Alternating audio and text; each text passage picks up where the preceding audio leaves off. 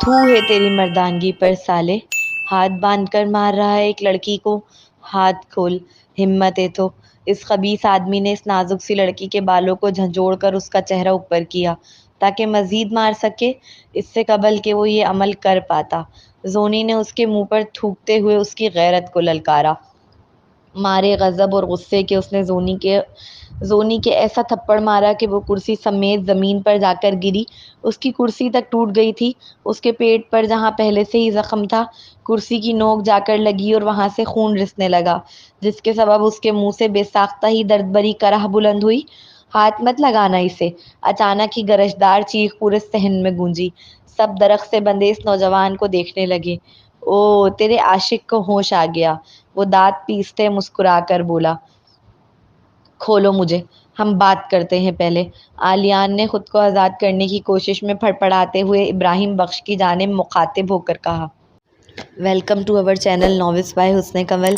अस्सलाम वालेकुम लिस्टर, मैं हूँ आपकी होस्ट लाइबा सुमेर और मैं हाजिर हुई हूँ हुस्न कंवल का नावल वफ़ाई यार की किस्त नंबर 26 लेकर।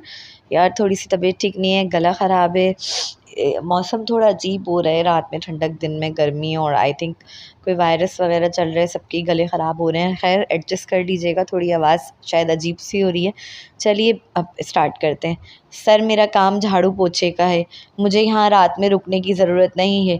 मैं सिर्फ आपसे यहाँ बात करने आई थी कि मैं भागने वाली नहीं हूँ, इसलिए आपको फ़िक्र करने की ज़रूरत नहीं। बाहर काला बिल्ला मेरा इंतज़ार कर रहा है, मैं सुबह वक्त पर आ जाऊँगी, प्लीज़ मुझे जाने दें। उसने मिन्नती अंदाज में आखिरी जुमला अदा किया। वो हरगिज़ नहीं चाहती थी कि आमन पूरी रात उसका इंतज़ार करता रहे। अगर तुम्हें याद हो तो मैंने तुम्हें 2 ऑप्शन दिए थे, मैंने तुम्हें फ़ोर्स नहीं किया था यहाँ आने पर। जोनी की बात सुन वो आहिस्तगी से चलते हुए उसकी जानिब आया, उसके रूबरू खड़े होकर सीने पर अपने दोनों हाथ फोल्ड कर लहजे में बला की बेनियाजी लिए गोया हुआ। इस कदर बेनियाजी कि जुनेशा को महसूस हुआ कि वो चाहता ही नहीं कि वो यहाँ पर हो, वो बस पैसे दे दे और चली जाए। ये सिर्फ इस नौजवान का अपने पैसे निकलवाने का तरीका है उससे। जवाब में जोनी के पास कुछ नहीं था बोलने के लिए। हाँ, ये सच था, वो खुद आई थी, क्योंकि दूसरा ऑप्शन उसके लिए नामुमकिन के मुतरादिफ था। कहाँ से लाए वो लाखों रुपए उसकी गाड़ी की भरपाई करने के? मगर आमन मेरा इंतज़ार कर रहा है बाहर, वो जैसे अपनी सिचुएशन समझाने की कोशिश कर रही थी। तो इसका मुझसे क्या लेन देन? वो आईब्रोज काकर नासमझी से पूछने लगा। कुछ नहीं, आलियान के अच्छे बिहेवियर के सबब वो उसे अपना अच्छा दोस्त समझने लगी थी, मगर अब महसूस हुआ कि नहीं, वो गलत थी। उसने अपने वालिदैन से झूठ कहा था कि वो उसकी बीवी है, इसलिए उसके साथ अच्छा बिहेव कर रहा था ताकि वो उसके नाटक में उसका साथ दे। अब जबकि उसके वालिदैन जा चुके थे यहाँ से, तो उसे ज़रूरत नहीं थी इस नाटक को कंटिन्यू रखने की। उसने बेमुरव्वती से कहा और सर्वेंट क्वार्टर की जानिब बढ़ गई। उसे इल्म था कि आलियान से कुछ भी कहना सिर्फ अपने अल्फाजों का ज़िया करना है। पूरी रात वो अपने बेड पर करवटें बदलती रही। उसे एहसास था कि आमन गाड़ी में उसका इंतज़ार कर रहा है, मगर वो कुछ नहीं कर सकती थी। आलियान खिड़की के पास खड़ा आमन को जुनेशा का गाड़ी में इंतज़ार करते हुए देख रहा था। 2 घंटे गुजर चुके थे मगर आमन नहीं गया। उसकी गाड़ी में एसी नहीं था, मौसम भी खासा गर्म था, उसकी पेशानी और कपड़े पसीनों से भीग रहे थे। उसके बावजूद वो गाड़ी में बैठकर उसका इंतज़ार कर रहा था। सर, बुलाया आपने? दानिश कमरे में आकर पूछने लगा। हाँ, जोनी के कज़न को वापस भेज दो, अगर वो ना भी जाए तो भी जोनी को बता देना कि वो चला गया है। Okay sir. दानिश फ़ौरन इस्बात में सर हिलाकर वहाँ से चला गया था। जुनेशा मैम कह रही हैं कि आप यहाँ से चले जाएं, वो आज रात यहीं रुकेंगी। दानिश आमन की गाड़ी के पास आकर उससे मुखातिब होकर बोला। वो बच्चा सोया नहीं अभी तक? नहीं, उन्हें बुखार है। अगर रात में किसी वक्त उनकी आंख खुली और जुनेशा मैम उनके पास ना हुई तो वो पूरा घर सर पर उठा लेंगे, इसलिए वो नहीं जा सकती। दानिश की बात सुनकर वो इस बात में सर हिलाने लगा, लेकिन जाने के लिए फिर भी तैयार ना हुआ। अच्छा, चलो तो फिर जोनी को बता दो कि मैं बाहर मौजूद हूँ। इस बच्चे का बुखार उतर जाए और वो सो जाए तो आ जाए बाहर, हम साथ ही घर चलेंगे। कहाँ इस छोड़ने का कोई पूछने वाला नहीं था, और कहाँ अब ये लड़का उसे छोड़ने के लिए तैयार नहीं। अजीब, वो दिल ही दिल में बड़बड़ाया था। ओके।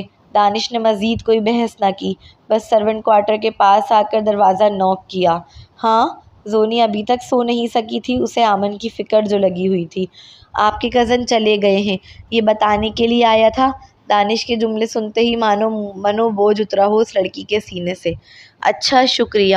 اس نے دانش کا شکریہ ادا کیا اور پھر سکون سے آ کر بیڈ پر لیٹ گئی۔ کچھ ہی دیر میں وہ گہری نیند کی آغوش میں چلی گئی تھی۔ دوسری جانب آمن اب گاڑی میں بیٹھے بیٹھے جھونکے لینے لگا تھا۔ اسے علم ہی نہیں ہوا کب وہ گاڑی کی سیٹ سے ٹیک لگائے سو گیا۔ اگلا سین۔ سورج کی کرنیں اس کے سفید خوبصورت چہرے پر پڑ رہی تھیں۔ سیل رنگ ہونے پر اچانک اس کی آنکھ کھلی۔ زو آئی نہیں ابھی تک؟ وہ مینشن کے دروازے کی جانب دیکھتے ہوئے بڑبڑایا۔ پھر اس نے سیدھے ہاتھ سے اپنی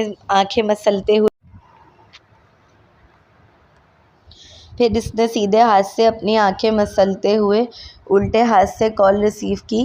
کال عافیہ کی تھی، جو نہایت پریشان تھی اس کے لیے۔ بھائی جان کہاں ہیں آپ؟ کتنی کالز کی میں نے آپ کو؟ وہ میں سو گیا تھا۔ آپ ٹھیک ہیں نا بھائی؟ وہ فکر مند لہجے میں پوچھنے لگی۔ ہاں میں بالکل ٹھیک ہوں، فکر نہ کرو۔ مجھے کالج جانا ہے، آپ آ رہے ہیں یا میں اکیلی نکل جاؤں؟ ویسے آپ فکر نہ کریں، میں اکیلے جا سکتی ہوں، بڑی ہو گئی ہوں اب میں۔ صبح کے وقت اکثر بہت سناٹا ہوتا تھا گلیوں میں، اس لیے آمن اسے جانے نہیں دیتا تھا اکیلے۔ اس کی بات سن آمن نے فوراً ہی انکار کیا۔ کوئی ضرورت نہیں اکیلے جانے کی، میں آ رہا ہوں۔ اس نے سوچا زونی کو وقت لگ جائے گا صفائی کرنے میں، اتنی دیر میں وہ عافیہ کو کالج چھوڑ کر واپس بھی آ جائے گا۔ وہ چوکیدار کو اطلاع کر کے وہاں سے چلا گیا تھا۔ اگلا سین۔ وہ گہری نیند کی آغوش میں تھی جب اس کی کانوں کی سماعت سے بلند اور گرجدار آوازیں ٹکرانے لگیں۔ دھڑام کی آواز پر وہ چونک کر اٹھ کر بیٹھی۔ کسی نے اس کے کمرے کا دروازہ توڑا تھا۔ ابھی وہ بیڈ سے اٹھ پاتی اس سے قبل ہی 3 نوجوان اس پر ٹوٹ پڑے۔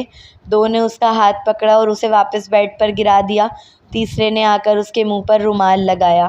1-2 ثانیوں تک اس نے ہاتھ پیر چلانے کی کوشش کی، مگر نہ جانے اس رومال کی مہک میں ایسا کیا تھا کہ وہ اپنے پورے جسم کو سن ہوتا محسوس کرنے لگی، اور کچھ ہی لمحے بعد اس کی آنکھوں کے آگے اندھیرا چھا گیا۔ اگلا سین۔ آلیان کے گارڈز اور ان گنڈوں میں فائرنگ کا تبادلہ ہوتا رہا۔ وہ کوئی گنڈا نہیں تھا اور نہ ہی مافیا سے کوئی تعلق تھا اس کا۔ اس کے گارڈز بہت جلد ان گنڈوں کے آگے ہار گئے۔ دیکھو، ہماری لڑائی تم سے نہیں، ہمیں بس اس لڑکی کو لے جانا ہے۔ تم لوگ راستے سے ہٹ جاؤ، ہم اسے لے جائیں گے۔ وہ لوگ پوری تیاری کے ساتھ آئے ہوئے تھے۔ آلیان چاہ کر بھی ان کا مقابلہ نہیں کر پا رہا تھا۔ پھر اس کے 3-4 گارڈز کا ان 12-13 ہٹے کٹے گنڈوں سے کیا مقابلہ، جو گنوں کو ہاتھوں میں لیے کسی بھی لمحے فائر کرنے کے لیے تیار کھڑے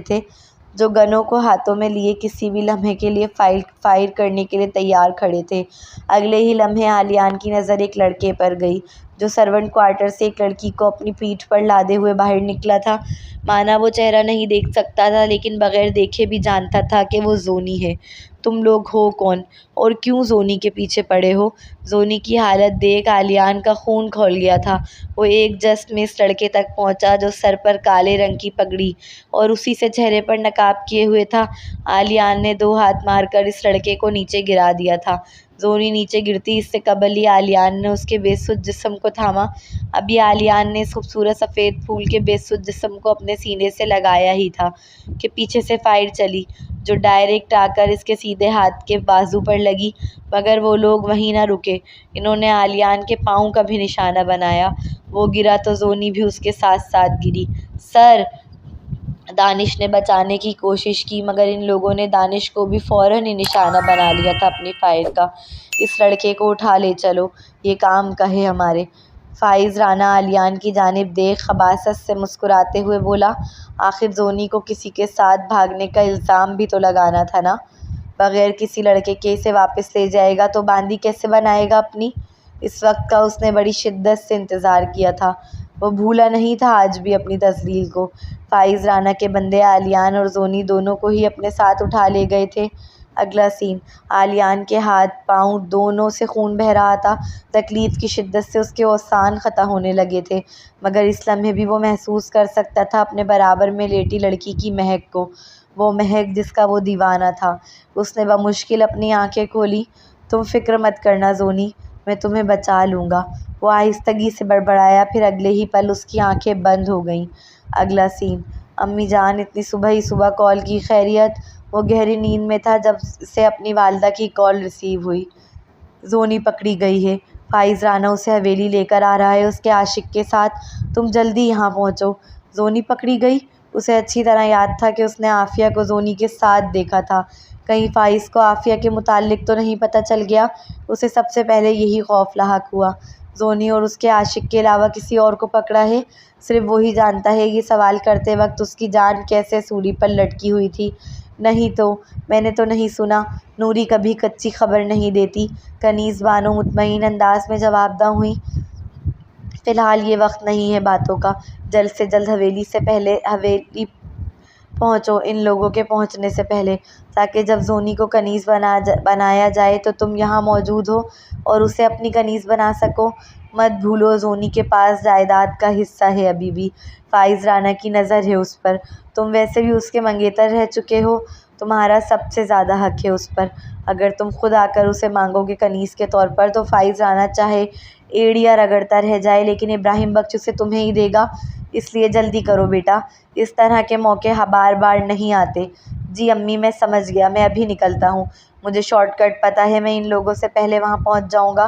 وہ نہایت مطمئن لہجے میں گویا ہوا، ساتھ ساتھ تیزی سے بیڈ سے اٹھ کر سائڈ ٹیبل سے اپنی گاڑی کی چابیاں اٹھائیں۔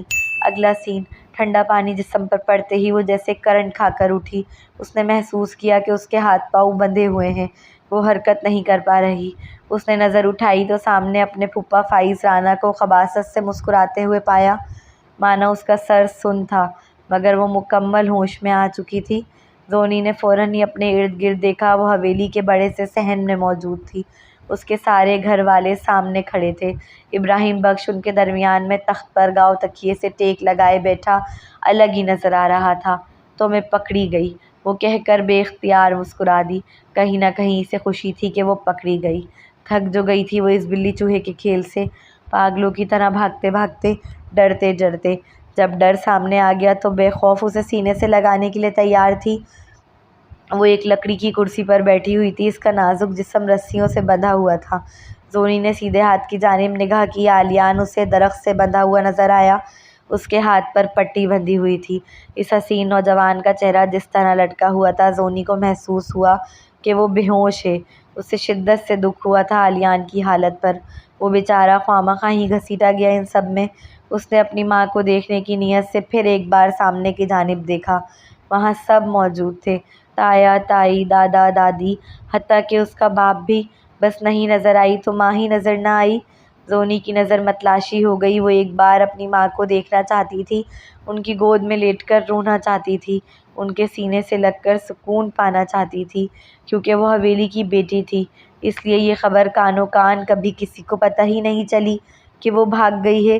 اس کے لیے پنچایت نہیں سجائی گئی تھی، بلکہ حویلی میں ہی عدالت لگی تھی، اس کی سزا اور جزا کے فیصلے یہیں ہونے تھے، اس کے اپنوں کے سامنے، اسے ایک حرام زندگی کے جانب دھکیلنے والے کوئی اور نہیں، اس کا باپ، دادا، تایا اور چاچا تھے۔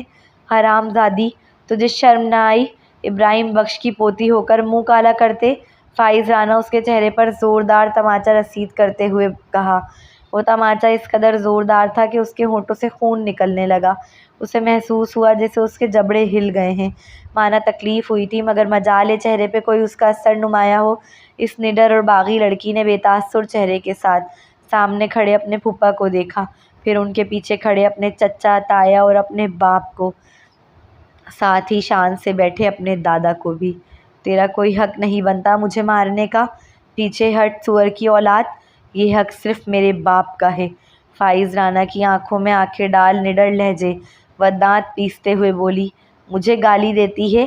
فائز رانا نے غصے سے پاگل ہو کر اس کے خوبصورت چہرے پر تماچے برسانا شروع کر دیے۔ تھو ہے تیری مردانگی پر سالے، ہاتھ باندھ کر مار رہا ہے ایک لڑکی کو، ہاتھ کھول، ہمت ہے تو۔ اس خبیث آدمی نے اس نازک سی لڑکی کے بالوں کو جھنجھوڑ کر اس کا چہرہ اوپر کیا تاکہ مزید مار سکے۔ اس سے قبل کہ وہ یہ عمل کر پاتا، زونی نے اس کے منہ پر تھوکتے ہوئے اس کی غیرت کو للکارا، مارے غضب و غصے کے اس نے زونی کے ایسا تھپڑ مارا کہ وہ کرسی سمیت زمین پر جا کر گری، اس کی کرسی تک ٹوٹ گئی تھی، اس کے پیٹ پر جہاں پہلے سے ہی زخم تھا کرسی کی نوک جا کر لگی اور وہاں سے خون رسنے لگا، جس کے سبب اس کے منہ سے بے ساختہ ہی درد بھری کرہ بلند ہوئی۔ ہاتھ مت لگانا اسے۔ اچانک ہی گرجدار چیخ پورے صحن میں گونجی۔ سب درخت سے بندھے اس نوجوان کو دیکھنے لگے۔ او تیرے عاشق کو ہوش آ گیا، وہ دانت پیستے مسکرا کر بولا۔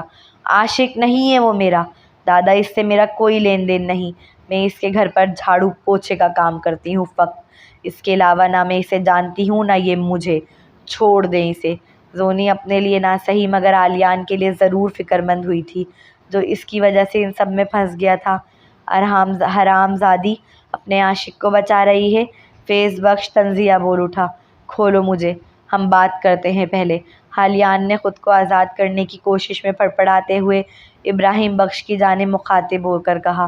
وہ ابراہیم بخش کو نہیں جانتا تھا اور نہ ہی وہاں موجود کسی اور شخص کو، مگر جس طرح ابراہیم بخش تخت پر آرام سے ٹیک لگائے بیٹھا ہوا تھا، اسے دیکھ کوئی بھی بتا سکتا تھا کہ یہ سب اس کی اجازت سے چل رہا ہے یہاں، وہی ان سب کا کرتا دھرتا ہے۔ بات تب کرتے جب تو میرے گھر رشتہ لے کر آتا، نہ کہ میری بیٹی کو یوں راتوں رات بھگا لے جاتا کمینے۔ فہیم بخش اس کی بات سن غصے سے تلملا اٹھا تھا، پھر اس سے رہا نہ گیا، وہ ایک جس میں عالیان تک پہنچا۔ اس نے عالیان کو جانوروں کی طرح مارنا شروع کر دیا۔ ابا اس نے کچھ نہیں کیا، اسے چھوڑ، جو کرنا ہے میرے ساتھ کر۔ کیوں رو رہی ہے اس کے لیے، جب تو جانتی ہی نہیں اسے؟ احسن بخش نے طنز کا تیر مارا تھا۔ ہاں میں نہیں جانتی اسے، مگر انسان ہے یہ، خواہ مخواہ کیوں اسے ان سب میں گھسیٹ رہے ہیں؟ سالی جھوٹ بولتے شرم نہیں آتی تجھے؟ میں نے خود تم دونوں کو ایک ساتھ کمرے میں پکڑا ہے۔ فائز رانا تیزی سے بولا۔ جھوٹ مت بول سور، تو نے مجھے گھر کے سرونٹ کوارٹر سے اٹھایا تھا۔ زونی تیزی سے رد میں بولی۔ سب جانتے ہیں یہاں جھوٹ کون بول رہا ہے۔ اپنے عاشق کو بچانے کے لیے جو تو جھوٹ بولنے کی کوشش کر رہی ہے نا، میں بتا دوں وہ سب بیکار ہے، یہ یہاں سے بچ کر نہیں جائے گا، کم از کم میں تو اسے یہاں سے زندہ نہیں جانے دوں گا۔ فیض بخش اس کے سامنے آ کر آگ بگولا ہو کے دھاڑا۔ عالیان پہلے ہی زخمی تھا، مزید فہیم کی مار برداشت نہ کر سکا، اس کے منہ سے خون کی الٹی ہوئی اور وہ پھر ایک بار بے ہوش ہو گیا۔ ابا حضور یہ بھاگی ہوئی ہے، اسے میری کنیز بنا دیں، اس کی عقل اور اس کی اکڑ دونوں میں ٹھکانے لگا دوں گا۔ فائز رانا نے بغیر وقت ضائع کیے اسے اپنی کنیز کے طور پر ابراہیم بخش سے مانگا۔ تم جانتے بھی ہو تم کیا کہہ رہے ہو فائز رانا، یہ کوئی گاؤں کی عام سی لڑکی نہیں ہے، یہ فہیم بخش یعنی میری بیٹی ہے۔ تو نے سوچ بھی کیسے لیا اسے کنیز بنانے کا؟ فہیم بخش نے فائز کو اس لیے زونی کو مارنے دیا کیونکہ یہ اس کے نزدیک زونی کی سزا تھی بھاگنے کی، مگر اسے کنیز بننے دے یہ اس کی غیرت کو ہرگز گوارا نہ تھا۔ یہ اپنے عاشق کے ساتھ بھاگی تھی، قوانین کے مطابق یہ اب کنیز بنے گی۔ پھر وہ ابراہیم بخش کی جانب مخاطب ہوا۔ یاد ہے آپ کو ابا حضور، آپ نے گاؤں میں کھڑے ہو کر بھری پنچایت میں کہا تھا کہ اگر حویلی کی بیٹی بھی بھاگے گی تو اس کو بھی یہی سزا دیں گے جو اس لڑکی کو دے رہے تھے۔ آپ اپنے الفاظوں سے پیچھے ہٹنے والوں میں سے نہیں۔ گاؤں میں پتہ چلا تو لوگ کیا کہیں گے کہ اپنی پوتی کے لیے قانون اور زبان بدل لی ہے ابراہیم بخش نے۔ فائز رانا کی باتیں سن ابراہیم بخش کا چہرہ سرخ پڑا۔ ہماری زبان قانون کسی کے لیے نہیں بدلتے۔ وہ اپنی مونچھوں کو تاؤ دے کر سیدھے ہو کر بیٹھتے برہمی سے بولے۔ آپ ایسا نہیں کر سکتے ابا، میں آپ کو ایسا نہیں کرنے دوں گا۔ فہیم زور سے احتجاجاً چیخا۔ فہیم بخش بھولو مت، یہ سزا ہے اس لڑکی کی۔ میں نے تمہیں پہلے ہی کہا تھا کہ اگر تم چپ نہ رہ سکو تو مت آنا یہاں صرف میرا فیصلہ چلتا ہے۔ ابراہیم بخش اس کی جانب دیکھ غضبناک حد تک لال ہوتے برہمی سے داڑے۔ ابا مجھے آپ کے سارے فیصلے منظور ہیں، آپ چاہے تو اسے یہیں مار دیں، مگر میں کسی کی کنیز کے طور پر نہیں دوں گا، یہ غیرت ہے میری۔ فہیم بخش مکمل ہی احتجاج پر اتر آیا تھا۔ چلو شکر، اس آدمی میں اتنی غیرت تو ہے۔ زونی اسے اپنے لیے لڑتا دیکھ دل ہی دل بڑبڑائی۔ یہ بھاگ گئی تھی، نہ جانے کہاں کہاں منہ کالا کرتی پھری ہے یہ اپنا ان 2 سالوں میں۔ فہیم اس کے لیے ابا کے آگے کھڑے ہونے سے بہتر ہے کہ تم یہاں سے چلے جاؤ۔ فیض بخش فہیم کی جانب متوجہ ہو کر غصے سے لال پیلے ہو کر بولا۔ عالیان ابھی ان 2 بھائیوں کی لڑائی چل ہی رہی تھی کہ پیچھے سے ایک زوردار نسوانی چیخ بلند ہوئی۔ سب اس لڑکی کی جانب متوجہ ہوئے تھے۔ وہ 2 سال یہاں رہ کر گئی تھی، اچھے سے جانتی تھی یہاں کے معاملات کو۔ عالیان، شامیر، شہروز و مریم ایک ساتھ ہی وہاں پہنچے تھے۔ مریم اور شامیر یونہی جا رہے تھے جب انہیں شہروز کی کال ریسیو ہوئی۔ شامیر تو یہ تک نہیں جانتا تھا کہ زونی بھاگ گئی تھی، اس کے لیے یہ بہت بڑا شوق تھا۔ پھر اس پر اس کا 2 سال بعد اپنے عاشق کے ساتھ پکڑے جانا مانو سونے پر سہاگا۔ اس نے گاڑی گھما لی تھی یہ کہتے ہوئے کہ شہروز ہم ساتھ چلیں گے۔ اس کے پاس اتنا وقت نہیں کہ مریم کو یوں نہیں چھوڑتا، اس لیے اسے بھی اپنے ساتھ ہی لے آیا۔ مریم کو صرف اتنا پتہ تھا کہ زونی اور اس کا عاشق پکڑا گیا ہے۔ اس نے کبھی نہیں سوچا تھا کہ اس کے عاشق کے طور پر آلیان کو وہاں درخت سے بندھا ہوا پائے گی۔ آلیان، آلیان! وہ فوراً ہی بھاگتے ہوئے آلیان تک پہنچی تھی۔ وہ نوجوان بے ہوش تھا۔ مریم اس کے لٹکے ہوئے چہرے کو اپنے ہاتھوں کے پیالے میں بھر کر روتے ہوئے پکارنے لگی۔ اسے کھولو، میں نے کہا اسے کھولو! مریم روتے ہوئے چیخی۔ مریم! اس کی آواز آلیان کیسے نہ پہچانتا۔ اس نے بمشکل آنکھیں کھولیں۔ شہروز پلیز کھولو اسے! مریم نے رسیاں کھولنے کی کوشش کرتے ہوئے شہروز کی جانب دیکھ منتی انداز میں کہا۔ مریم کو دیکھتے ہی شاہین بیگم خوفزدہ ہوئیں۔ یہ پھر آ گئی! وہ دل ہی دل بڑبڑاتے اپنی گردن پر ہاتھ پھیرنے لگیں۔ شامیر پلیز اسے کھولو، یہ میرا کزن ہے، پلیز کھولو! شامیر اور شہروز دونوں ہی آگے بڑھنا چاہتے تھے مگر احسن بخش نے انہیں آنکھیں دکھا کر روک دیا تھا۔ ان دونوں کو ہی آلیان سے کہیں زیادہ زونی کی پرواہ تھی جسے وہ سوجے ہوئے چہرے، زخمی ہونٹ اور رسیوں سے بندھا فرش پر گرا دیکھ رہے تھے۔ شامیر واقف تھا اس وقت زونی کے لیے آگے بڑھنا پورے اپنے خاندان سے لڑنے کے مترادف ہے، لیکن اس کے باوجود وہ مزید خود کو روک نہ سکا۔ شامیر! وہ ابھی 2-3 قدم بڑھا ہی تھا کہ احسن بخش نے پیچھے سے اس کا نام برہمی سے پکارا مگر وہ نہ رکا۔ تم ٹھیک ہو؟ اس نے زونی کی رسی کھولتے ہوئے پوچھا۔ شامیر پیچھے ہٹو! فائز رانا نے فوراً ہی اس کا ہاتھ پکڑ کر روکا۔ ہاتھ ہٹاؤ اپنا پھپھا! شامیر کی آنکھوں سے آگ کے شعلے نکلتے محسوس کیے فائز رانا نے۔ یار کیا ہے اتنی چھوٹی ایپیسوڈ، یار کیا کرتی ہو یار ایچ کے، صرف 99 پیجز کی، یار کم سے کم آج تو 150 130 140 پیجز ہونے چاہیے تھے۔ قسم سے میری طبیعت بھی ٹھیک نہیں تھی، آواز بھی صحیح نہیں نکل رہی تھی، بخار بھی ہو رہا تھا اور کھانسی بھی، نزلہ بھی، پھر بھی مجھے اتنا مزہ آ رہا تھا ناول پڑھنے میں، اور سچ میں اتنا زیادہ مزہ آ رہا تھا کہ میں بہت مزے سے پڑھ رہی تھی، مجھے اتنا اچھا لگ رہا تھا اور میں بہت تجسس میں تھی کہ آگے کیا ہوگا۔ اب مجھے تو لگ رہا ہے آلیان کا اور زونی کا نکاح ہو جائے گا۔ ابھی ایسا نہیں کرنا یار میرے آمن کے ساتھ، بیچارہ آمن، یار آمن کی کو اور زونی کو ہی ایک ہونا چاہیے، پلیز ایسا نہیں کرنا۔ آمن آ جائے کسی طرح سے یہاں، کوئی آمن کو بتا دو اس کی زونی کے ساتھ کیا ہو رہا ہے یار، یار کچھ اچھا کرنا پلیز، نکاح نہیں ہونا چاہیے آلیان اور زونی کا، آمن اور زونی کا ہی کپل بنانا پلیز یار۔ اگر تمہارے مائنڈ میں یہ چل رہا ہے، اسٹارٹنگ سے ہی یہی تھا یا آگے یہ چلنے والا ہے کہ زونی اور آمن کو ایک نہیں کرنا، تو پلیز چینج کر دو، ایک کر دینا۔ کبھی کبھی مطلب میرے خیال سے ملنا بھی اچھا ہوتا ہے۔ بہت سے لوگوں کا ایسا کہنا ہے کہ کچھ کہانیاں ادھوری رہتی کہ مکمل ہوتی ہیں، لیکن پلیز ان کی کہانی کو مکمل کر دینا، ادھورا رکھ کے مکمل نہیں کرنا بلکہ مکمل رکھ کر کے ہی مکمل کرنا۔ جس طرح سے تم نے اریبہ کے مرنے کے بعد ان کی کہانی ادھوری ہو کے بھی مکمل ہوئی تھی ان کی محبت پر، اسی طرح سے پلیز ایسا نہیں کرنا، پلیز پلیز پلیز اس کو مکمل کر دینا، زونی اور آمن کو ایک کر کر۔ چلیے جی آپ لوگ چینل کو سبسکرائب کر دیجیے گا، ملتے ہیں نیکسٹ ناول کی نیکسٹ ایپیسوڈ۔